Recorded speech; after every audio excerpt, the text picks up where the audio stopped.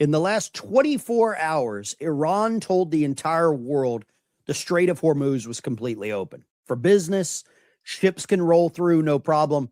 Then the same day, their own parliament speaker jumps on X and says, nope, actually, it's not. Then their gunboats open fire on a tanker. Then they fire on two more. And you're not hearing any of this breakdown the way it should on cable news. So let me do it for you. If you're new here, I'm Ben, 20 years United States Navy, submarines, deep ocean, choke points, exactly like the Strait of Hormuz. I've studied this waterway. I know how these operations are supposed to run. And I'm telling you right now, what Iran just did isn't a power move. It's a regime unraveling on live TV. This is the quartering crashing out.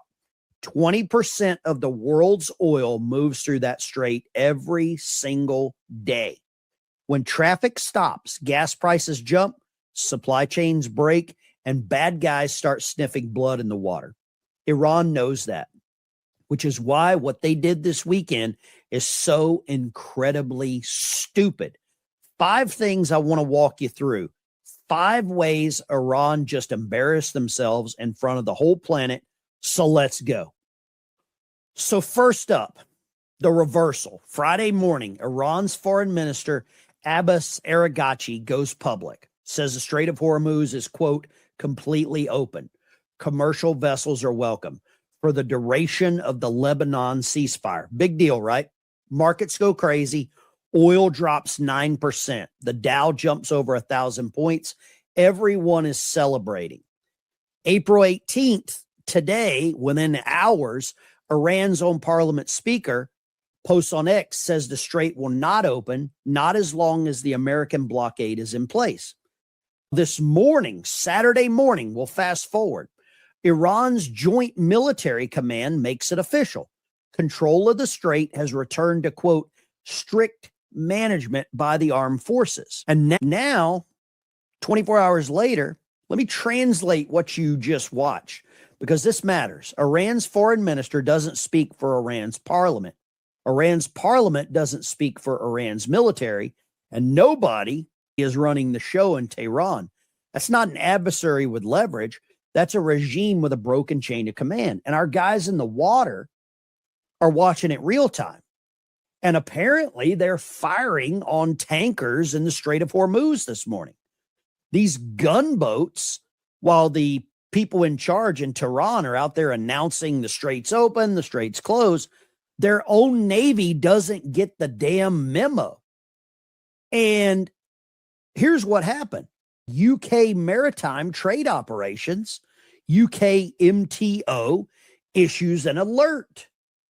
And the alert is here. The master of a tanker, they received a report, an incident 20 nautical miles from Oman. You can see this red dot.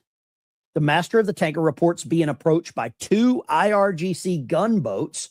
No VHF challenge, no radio telling them they're going to be fired upon. Tanker and crew are reported safe. Does this sound like the regime has, I don't know, lost their mind? 2 IRGC gunboats, that's Islamic Revolutionary Guard Corps. They approached the tanker 20 nautical miles northeast of Oman. No radio, no VHF hail, nothing. They just opened fire. Then it happens again. Then this happens again and again. A U.S. defense official tells Axios at least 3 more commercial ships have been attacked. This is Saturday alone. At least 1 vessel takes damage. And here's the part that's going to get lost in the noise. 2 of the ships Iran flagged. 2 of the ships Iran fired upon. They were Indian flagged tankers. One was carrying 2 million barrels of Iraqi oil, not American, not Israeli, Indian and Iraqi. The tanker trackers, now here's the detail that nobody's saying out loud. Audio from one of those attacks catches something really ugly. The ship was given permission to enter the strait.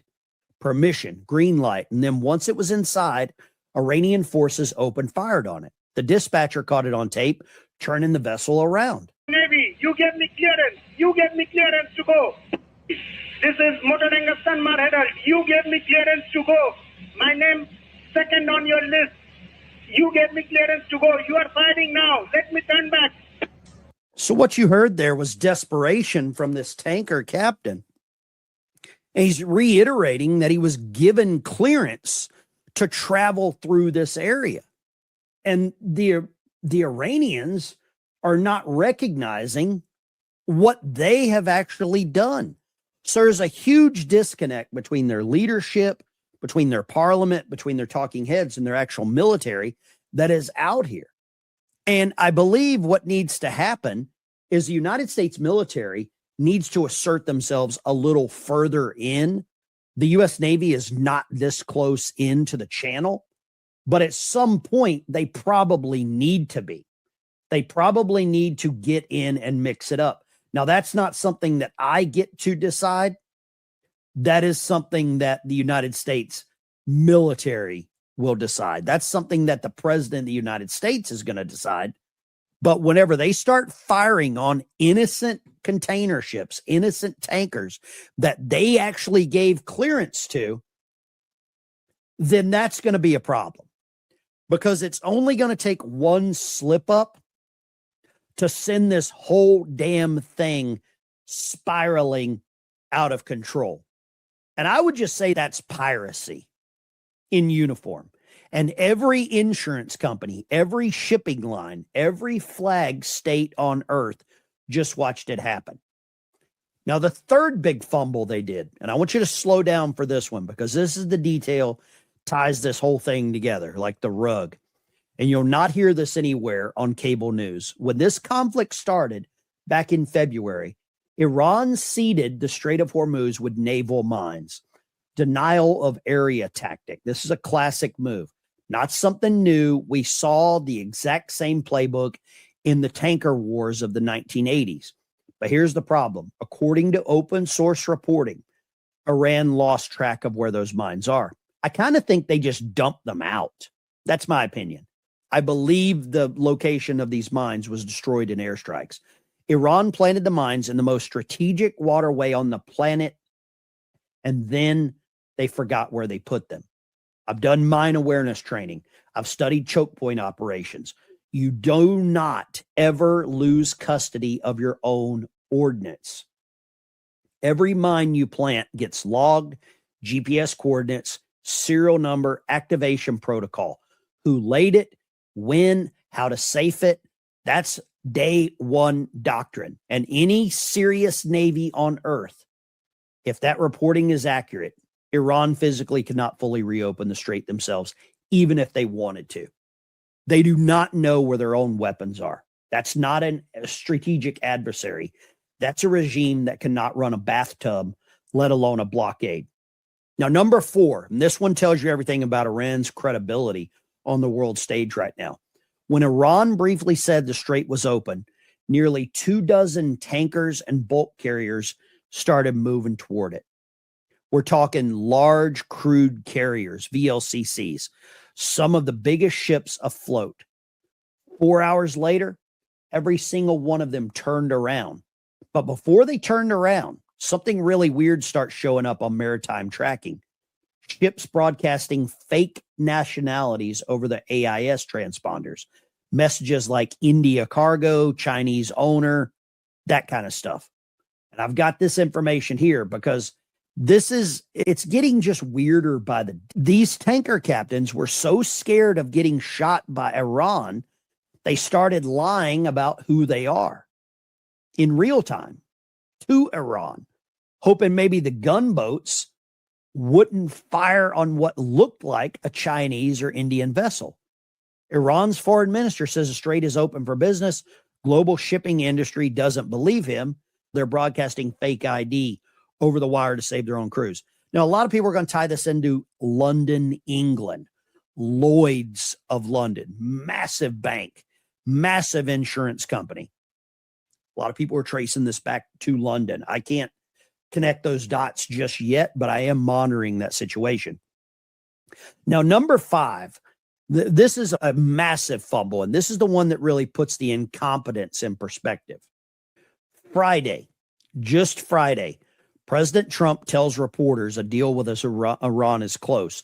He says in a day or two. Trump says Iranian officials even agreed to ship uranium out of the country. The market's flying high. Oil tanks. Everyone's optimistic. Peace feels close. And then hours later, Iran getting back on X, drunk tweeting, and they say it's close until America lifts the blockade. Think about that.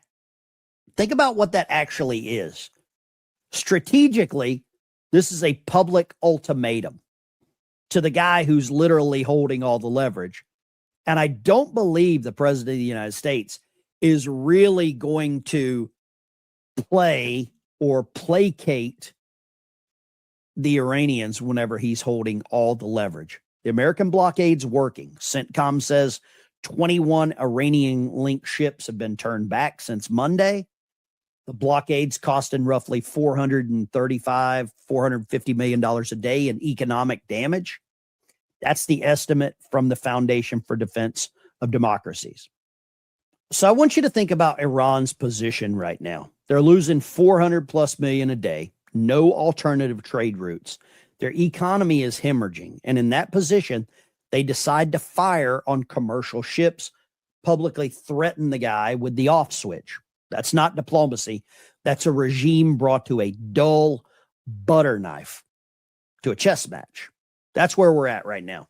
We're going to be monitoring this whole fallout in Iran. And somebody needs to take the keys away from this, people, because it just seems like that they're driving impaired, and they're driving a country with 90 million people. And probably a lot of them are just innocent bystanders in what could continue with I would say, more bombing in that country. If you like this kind of content, smash the like and subscribe button. We're going to be monitoring this whole fallout in Iran. See you in the next one.